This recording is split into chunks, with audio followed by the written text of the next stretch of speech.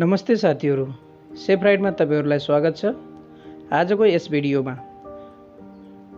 पेसेन्जरले सेफराइडको माध्यमबाट कसरी बुक गर्ने, आफ्नो राइड कसरी बुक गर्ने भन्ने विषयमा यो भिडियो मार्फत हामीले तपाईहरुलाई जानकारी दिन गइरहेका छौं। त्यसको लागि सबैभन्दा पहिला पेसेन्जरले हाम्रो Saferide app book bike and taxi भन्ने एप डाउनलोड गर्नुपर्ने छ।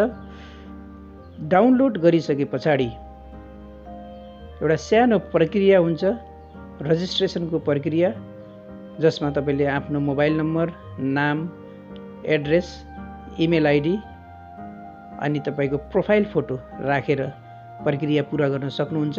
त्यसमा एउटा रेफरल कोड राख्ने भन्ने पनि ठाउँ छ, तर त्यो तपाईहरुले राख्नु पर्दैन। त्यो राखिसके पछाडि तपाईको तुरुन्तै सेफराइडको बुक बाइक एन्ड ट्याक्सी कस्टमरको लागि जुन एप्लिकेसन छ त्यो एप्लिकेसन तुरुन्तै एक्टिभेट हुन्छ।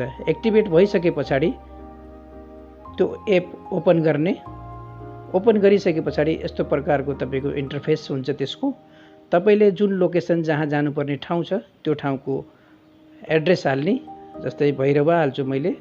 यसमा भैरवा हालिसके पछाडि एउटा पर्टिकुलर लोकेसन छ, यो म्यापको अनुसार म्यापमा पनि देखाएको छ। त्यो हालिसके पछाडि राइड नाउ भन्ने ठाउँमा जाने, यसलाई एकचोटि कन्फर्म गर्ने, कन्फर्म बुकिङ भनेर लेखेको छ र यसमा तपाईले are you booking this ride for someone else भनेर लेखेर आएको छ। यदि अरु कसैको लागि हो भने उहाँको नाम अथवा नम्बर राख्ने, नाम र नम्बर। यदि आफ्नो अरु कसैको लागि होइन, आफ्नो लागि हो भने स्किप गरिदिने। त्यसपछाडि नजिकै हुनुभएका राइडर साथीहरूलाई यस्तो प्रकारको एउटा नोटिफिकेसन जान्छ, यहाँ मैले तपाईलाई देखाउँछु।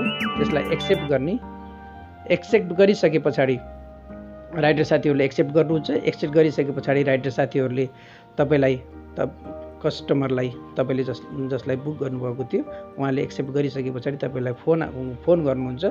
फोन गर्ने तरिका सिम्पल छ। तपाईको मोबाइल नम्बरमा उहाँहरूले तपाईलाई फोन गर्नुहुन्छ। उहाँहरूले फोन गरिसके पछाडि तपाईहरुले बुकिङको कन्फर्मेसन लिनुहुन्छ। कन्फर्मेसन लिइसकेपछि राइडर साथीहरू तपाईहरुलाई लिन आउनुहुन्छ। लिन आइसके पछाडि तपाईहरुसँग एउटा मोबाइलमा एउटा कोड जेनेरेट भएको हुन्छ। यस्तो प्रकारको एउटा कोड जेनेरेट हुन्छ तपाईको मोबाइलमा, यो 5709 यस्तो प्रकारको कोड जेनेरेट हुन्छ। तपाईहरु राइडर साथीभाइहरुको बाइक अथवा ट्याक्सी अथवा अटोमा बसेर हिँड्ने बेलामा यो कोड तपाईहरुले उहाँहरुलाई दिनुपर्ने हुन्छ। उहाँहरुले कोड दिइसकेपछि त्यो कोड यहाँ राख्नुहुन्छ।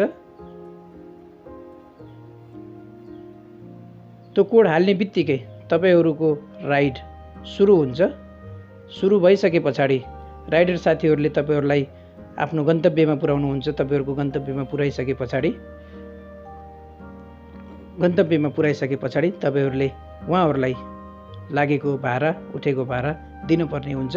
त्यो दिनको लागि सिम्पल तपाईले यो पे नाउको बटनमा गएर थिच्नुपर्ने हुन्छ।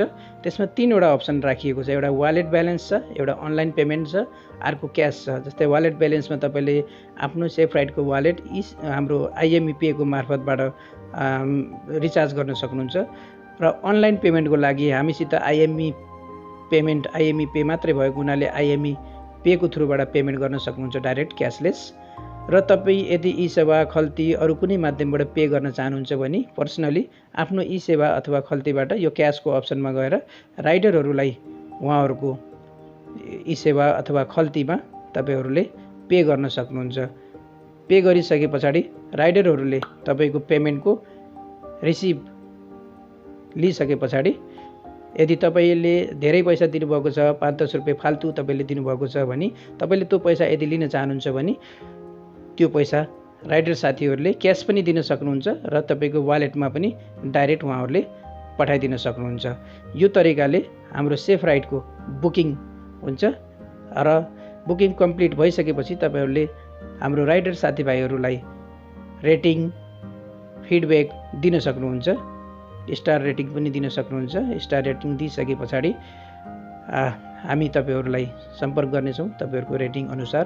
यदि कुनै मिसबिहेभ गर्नुभएको छ राइडर साथीहरुलाई भने पनि हामीले त्यसलाई ध्यानमा राख्नेछौँ र यो प्रक्रिया भइसके पछाडि तपाईँहरू नेक्स्ट बुकिङको लागि होमको बटनमा गएर तपाईँले अर्को बुकिङ फेरि गर्न लिन सक्नुहुन्छ।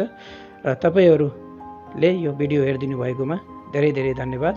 केही तपाईँको जिज्ञासा त्यस्तो सजेसनहरू छ भने हामीलाई हाम्रो ठेगानामा फोन नम्बरमा हामीलाई सम्पर्क गर्न सक्नुहुन्छ।